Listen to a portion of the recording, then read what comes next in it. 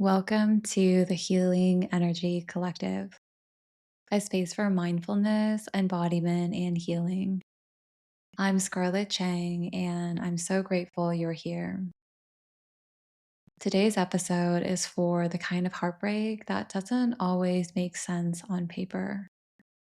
The kind where you know logically that the relationship wasn't right for you, but your heart hasn't caught up yet. This is for the person who feels confusing to miss.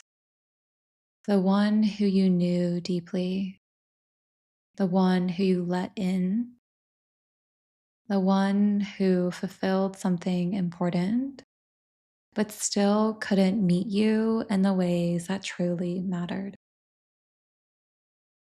One of the hardest parts of letting go isn't just losing the person, it's losing the version of yourself that existed with them. They knew parts of you that others didn't. Inside jokes, routines, private moments, dreams you spoke out loud. And when that connection ends, it feels like you're grieving both them and the world you built together. And even when you know they weren't right for you, even when you can name the misalignment, the unmet needs, the way you felt unseen or unsafe, it can still feel devastating. Because love isn't just about compatibility. Love is also about attachment. Our nervous system attached to familiarity, to comfort, to regulation. If someone became a source of emotional safety, connection, or belonging, your body learned them as home, even if that home was inconsistent or incomplete. So when the relationship ends, your system doesn't just register loss, it registers threat. This is why it can feel so hard to let go, even when your mind understands why it didn't work. Sometimes we mistake being needed for being chosen. Sometimes someone fulfilled a need we had at the time to feel wanted, seen, desired, understood, or less alone. And that can make the connection feel profound. But fulfilling a need does not always mean that they are capable of meeting you where you are now or where you're going. You can deeply love someone and still recognize that the relationship required you to shrink, overextend, self abandon, or wait for potential that never arrived. That doesn't mean the love wasn't real. It means a relationship wasn't sustainable. And this is where grief gets complicated.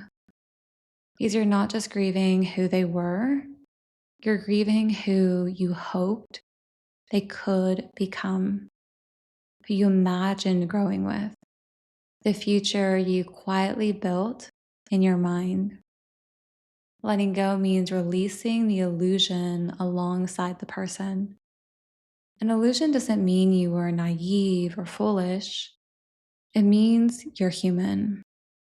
We attach to meaning. We attach to hope.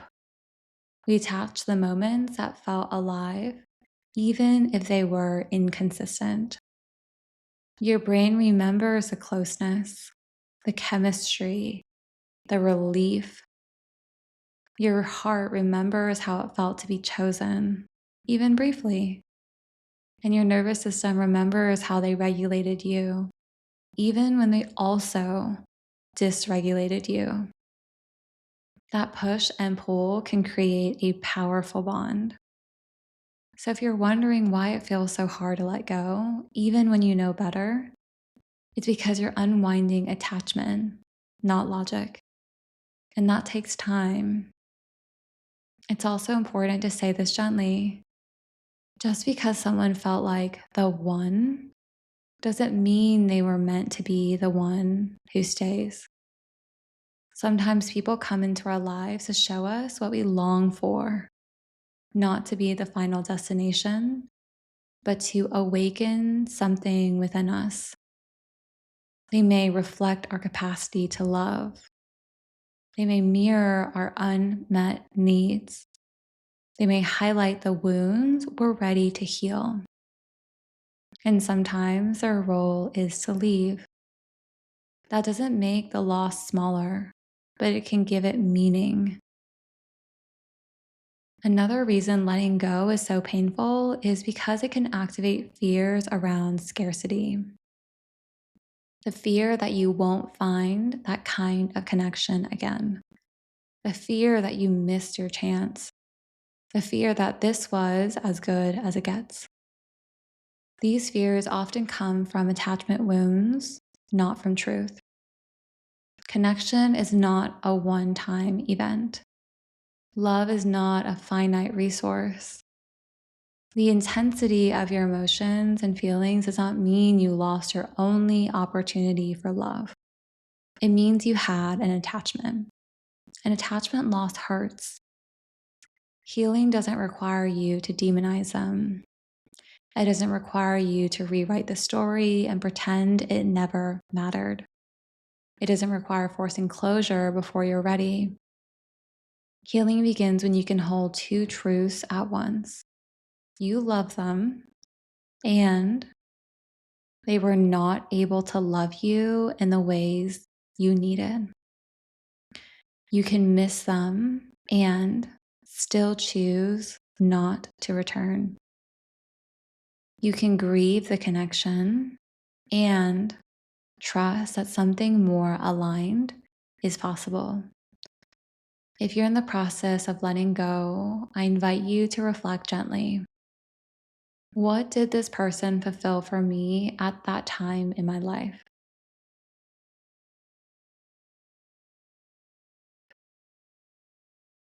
What did being with them make me feel about myself?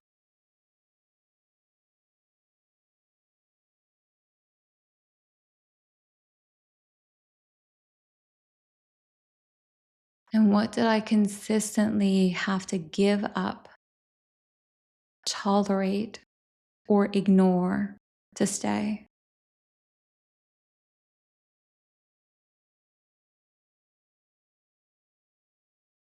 These questions aren't meant to create blame, only clarity. Letting go doesn't mean erasing the love. It means honoring yourself enough to stop clinging to something that cannot meet you fully.